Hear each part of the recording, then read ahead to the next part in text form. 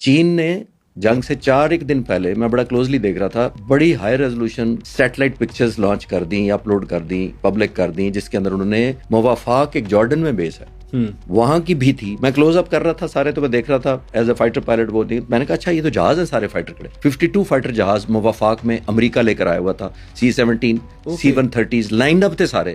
اب میرے جیسا اگر اسٹوڈنٹ سمجھ سکتا ہے کہ اتنا انفراسٹرکچر تو موافاق ایئر بیس جارڈن میں کھڑے ہیں، تو ایران کو کیوں نہیں سمجھ آتی کہ ٹارگٹ کس چیز کو کرنا ہے؟ چائنا انڈائریکٹلی ٹیسٹ قسم کی سپورٹ دے رہا ہے کہ جناب میں آپ کو ویزیبلٹی دیتا ہوں. آپ نے نوٹ کیا ہوگا پریزیڈنٹ ٹرمپ نے روس کو کہا کہ روس مدد کر رہا ہے ٹارگیٹنگ میں، ہماری لوکیشن بتا رہا ہے، اور 2 دن بعد انہوں نے کہا نہیں روس کوئی مدد نہیں کر رہا. بالکل ٹھیک ہے. کیا مطلب تھا؟ میرے جیسے کسی اسٹوڈنٹ نے پریزیڈنٹ ٹرمپ کو کہا ہوگا کہ جب آپ یہ کہتے ہیں کہ میری لوکیشن دے رہا ہے تو پھر تو آپ کنفرم کر رہے ہیں کہ میں جو ہماری صحیح جگہوں پہ بم پڑ رہے ہیں. جب آپ کے نہیں دے رہا تو پھر پڑے ہیں یا نہیں پڑے، ہم تو مکر جائیں گے. پھر مکر جائیں گے، ہماری کوئی اسٹیٹمنٹ رہے گی. اس بلڈنگ میں آ کے ہمیں کوئی مار کے چلا جائے اور میں کہوں فلانے نے بتایا تھا، عبدالحی اور میں ادھر بیٹھے تھے، تو ہم نے کنفرم کر دیا نا کہ حملہ ہوا ہے، لوکیشن ٹھیک کسی نے بتائی، ہم دونوں ادھر. بالکل ٹھیک ہے.